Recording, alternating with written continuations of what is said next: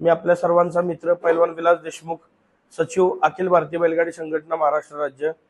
आज या बाईटद्वारे आपल्या सर्वांना सूचित करतो की उद्या दिनांक 16 मार्च 2025 रोजी काशीगाव तालुका वाळवा जिल्हा सांगली येथे एका भव्य दिव्य आणि सुसज्ज अशा मैदानाचे आयोजन केलेले आहे।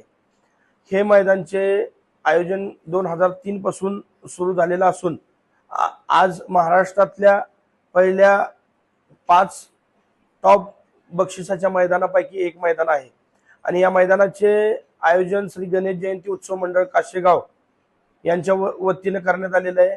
हे मैदान शेतकरी वर्गाला आर्थिक सुबकता आणि आर्थिक मदत कशी होईल या दृष्टिकोनातून आमचे मित्र अतुलजी लाईगडे हे मोठ्या बक्षिसाचं स्वरूप तिथं ठेवून हे मैदान भरवत असतात। गेली बंदीच्या नंतर ज्यावेळी आम्ही ह्या मैदानासाठी उपस्थित असतो त्यावेळी आम्ही पाहिले की या मैदानाचं आयोजन अतिशय पारदर्शक आणि स्वच्छ पद्धतीचं केलेलं असतं आणि यात बक्षिसाची रक्कमही मोठ्या प्रमाणात असते। गेल्या वर्षी 1 BHK फ्लॅट देऊन बैल मालकांना एक हक्काचं घर त्यांनी दिलं होतं। याही वर्षी त्यांची एक विचार असा होता की 1 एकर शेती ठेवावी, पण आम्ही त्यांना विनंती केली की फक्त प्रथम क्रमांकाच्या बक्षीसदात्याला भरघोस असं बक्षीस न देता सर्व इतर बक्षीस जे आहेत 1 ते 8 क्रमांकाची ते सर्वांना चांगल्या रकमेचे बक्षीस मिळावं। त्यांचा अजून एक विचार होता की गाडी स्वरूपात बक्षीस ठेवावं, पण संघटनेच्या वतीनं आम्ही त्यांना विनंती केली की गाडी न देता लोकांना आर्थिक परिस्थिती काही जणांची बेताची आहे आणि सगळ्यांना सगळ्या गोष्टी गाडी किंवा इतर वस्तू स्वरूपात बक्षीस मिळालेलं ते घेऊन त्याचा फायदा होतो असं नाही। एखादा गरीब शेतकरी असतो, त्याचा बैल जर समजा 2 नंबर केला आणि त्याला जर कार भेटत असेल तर त्याला त्या कारची आवश्यकता नसते। त्याला पहिलं त्याचं घर प्रपंच सांभाळायचा असतो आणि समोर जो त्याचा पैरेकरी आहे त्याच्याकडे जरी ऑलरेडी 4-5 कार असतील तर ती कार घेऊन कुणालाही फायदा नसतो। त्यामुळं मग ती अडचण निर्माण होते।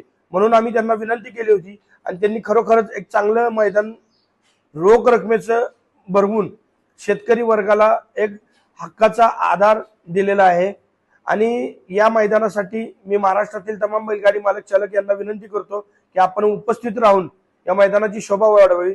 त्यातच आपण मागच जाहीर केलं होतं की महाराष्ट्रातले परंपरागत असलेलं मानाचे हिंदकेसरी 2 मैदान कोरेगाव आणि पुसेगाव, त्यानंतर जनतेने ज्या मैदानाला हिंदकेसरी हा दर्जा बहाल केला ते जनतेच्या हृदयातील पेडगाव, त्याच्यानंतर जुना बैल पोळा हिंदकेसरी मैदान माळशिरस, त्याचबरोबर दत्त जयंती उत्सव मंडळ मैदान वडकी पुणे आणि जे सांगली जिल्ह्यातलं मैदान होतं ते सांगली जिल्ह्यातले सातारा छकडीतले 5 तालुके आहेत, कडेगाव, खानापूर, पलूस, वाळवा आणि शिराळा। या 5 पैकी 3 तालुक्यांनी आमच्याकडे शिफारस केली, पलूस, वाळवा आणि शिराळा, की कासेगावच्या मैदानाला तुम्ही हिंदकेसरीचा मान बहाल करा। त्यानंतर आम्ही जिल्ह्यातील इतर वरिष्ठांशी चर्चा केली आणि अखिल भारतीय बैलगाडी संघटनेचे अध्यक्ष नितीन आबा शेवाळे, कार्याध्यक्ष दत्ताभाऊ गायकवाड, उपाध्यक्ष आनंद मोहिते, त्याचबरोबर सर्व वरिष्ठ राज्य कार्यकारिणी सदस्य प्रदीप नाना पाटील, राहुलदादा फडतरे, उदयदादा, धनाजी तात्या, मांगडे तात्या, विजू अण्णा जाधव, मानाजी काका, अनिल अप्पा काटकर, सतीश काका बर्गे या सर्व वरिष्ठांनी या गोष्टीला अनुमोदन दिलं की या मैदानाला हिंदकेसरीचा दर्जा मिळावा।